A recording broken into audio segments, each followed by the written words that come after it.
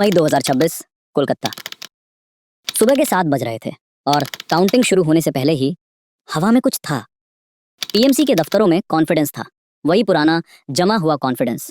TV anchors कोशिश थे, words चुन चुनकर बोल रहे थे, और बीजेपी हेडक्वार्टर्स में एक अजीब सी खामोशी थी।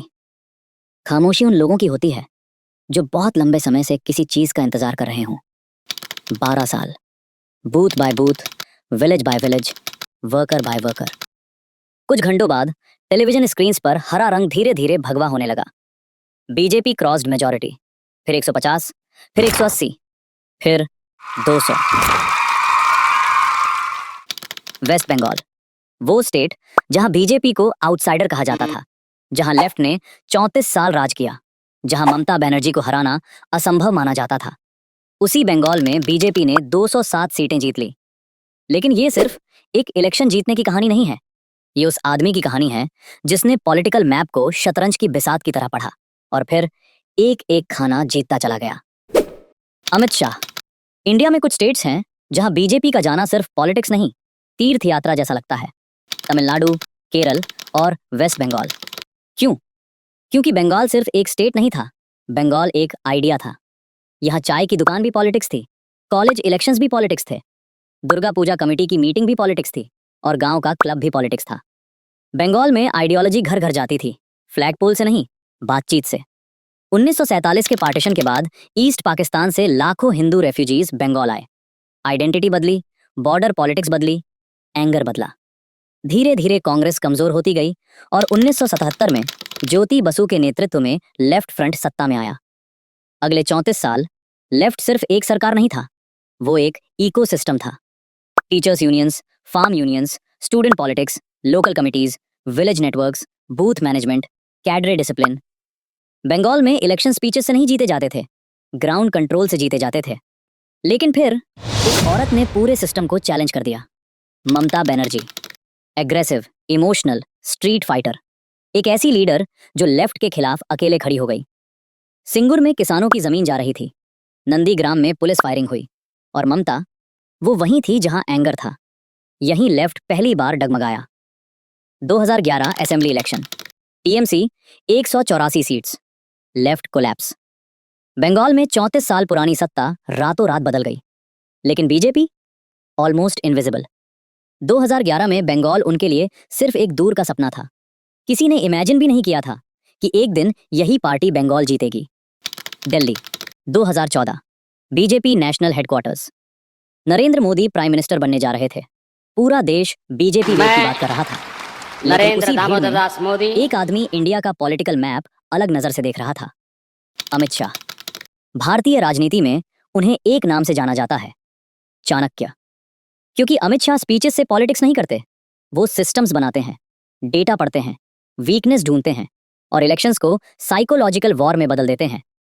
उत्तर प्रदेश, गुजरात, त्रिपुरा, कई इम्पॉसिबल बैटल्स वो पहले जीत चुके थे।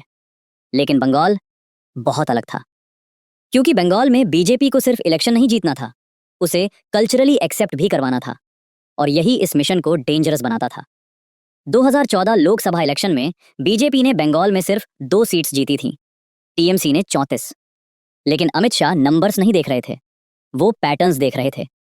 कहां हिंदू वोटर्स कंसोलिडेट हो सकते हैं, कहां लेफ्ट कैडर्स टूट रहे हैं, कहां बॉर्डर एंजाइटी बढ़ रही है, कहां ममता गवर्नमेंट के खिलाफ साइलेंट एंगर बन रहा है। उसी पल उन्होंने बंगाल को बीजेपी का लॉन्ग टर्म मिशन बना दिया। अमित शाह ने एक बात बहुत जल्दी समझ ली थी, बंगाल को रैली से नहीं जीता जा सकता। यहां ऑर्गेनाइजेशन चाहिए, डिसिप्लिन चाहिए, कैडरे चाहिए, बूथ कंट्रोल चाहिए, और सबसे इंपॉर्टेंट, पेशेंस चाहिए। उस समय बीजेपी के पास बंगाल में मजबूत लोकल स्ट्रक्चर नहीं था, लेकिन आरएसएस क्वाइटली काम कर रहा था। शाखास बढ़ रही थी, बॉर्डर डिस्ट्रिक्ट्स में आउटरीच बढ़ रहा था, रेफ्यूजी कम्युनिटीज में ट्रस्ट बिल्ड हो रहा था, मातुआ कम्युनिटी पर स्पेशल फोकस शुरू हो चुका था। और यहीं बीजेपी ने बंगाल का सबसे बड़ा फॉर्मूला समझा, बूथ जीत लो, बंगाल जीत लोगे। इसके बाद शुरू हुआ बीजेपी का सबसे disciplined state operation. Amit Shah ने बंगाल कैंपेन को इलेक्शन नहीं माना, उन्होंने इसे मिलिट्री ऑपरेशन की तरह स्ट्रक्चर किया। हर डिस्ट्रिक्ट मैप्ड हुआ, हर बूथ एनालाइज्ड हुआ, हर वीक एरिया आइडेंटिफाई हुआ। Target, every booth matters. BJP workers सिर्फ रैलीज अटेंड नहीं कर रहे थे, वो वोटर लिस्ट पढ़ रहे थे, घर घर जा रहे थे, व्हाट्सएप ग्रुप्स बना रहे थे, फेस्टिवल कमिटीज में शामिल हो रहे थे, टेम्पल नेटवर्क्स एक्टिवेट कर रहे थे, लोकल इन्फ्लुएंसर्स आइडेंटिफाई कर रहे थे और इलेक्शन डे पर टर्न आउट मैनेज कर रहे थे। इंडिया में इलेक्शंस टेलीविजन पर नहीं जीते जाते, बूथ पर जीते जाते हैं और बीजेपी इस गेम की मास्टर बन रही थी। लेकिन बीजेपी की सबसे बड़ी स्ट्रेंथ उनके नए वर्कर्स नहीं थे, उनकी सबसे बड़ी स्ट्रेंथ थे पुराने लेफ्ट कैडर्स। 2011 के बाद लेफ्ट टूट रहा था, लेकिन उसका ग्राउंड स्ट्रक्चर अभी भी अलाइव था। Thousands of local workers politically homeless हो चुके थे। उनके पास एक्सपीरियंस था, नेटवर्क था, एनर्जी थी, बस डायरेक्शन नहीं था। और बीजेपी ने उन्हें जगह दी, रोल दिया, प्रोटेक्शन दिया, पॉलिटिकल पर्पस दिया। यही बीजेपी का बंगाल शॉर्टकट था। उन्होंने जीरो से ऑर्गेनाइजेशन बिल्ड नहीं किया, उन्होंने एग्जिस्टिंग कैडर एनर्जी एब्जॉर्ब कर ली और सडनली उन गांवों में बीजेपी दिखाई देने लगी जहां कभी उनका नाम भी नहीं था। लेकिन एक बड़ी प्रॉब्लम अभी भी थी। बंगाल बीजेपी को आउटसाइडर पार्टी मानता था, Hindi belt party, north Indian party, और बैंगलीज अपनी आइडेंटिटी को लेकर बेहद सेंसिटिव हैं। भाषा, कल्चर, फूड, इतिहास, सब कुछ। तो बीजेपी ने खुद को बदलना शुरू किया।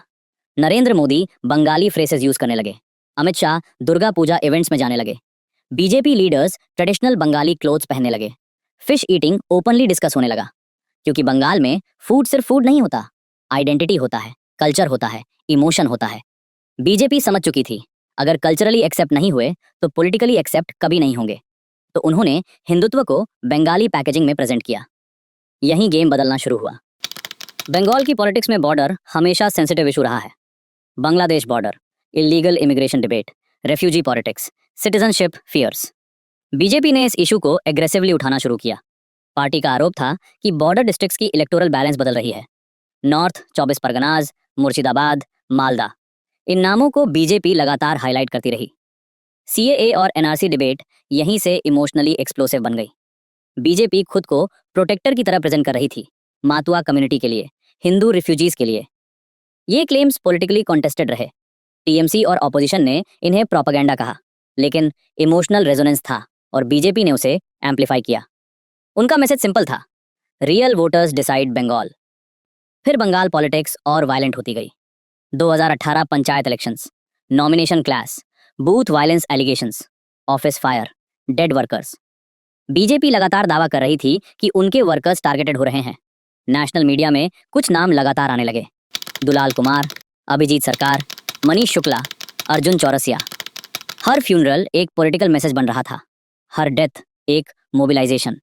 और बीजेपी ग्राउंड वर्कर्स में एक बात सेटल होती जा रही थी, this is a war. TMC ने इन आरोपों को रिजेक्ट किया, लेकिन टेलीविजन नैरेटिव्स बदल चुके थे और बीजेपी हर इंसिडेंट को ऑर्गेनाइजेशनल फ्यूल में बदल रही थी। फिर आया 2019 लोकसभा इलेक्शन और बंगाल ने पहली बार बीजेपी को सीरियस चैलेंजर बना दिया। टीएमसी 22 सीट्स, बीजेपी 18 सीट्स, 2 से 18। ये सिर्फ ग्रोथ नहीं थी, ये पॉलिटिकल अर्थक्वेक था।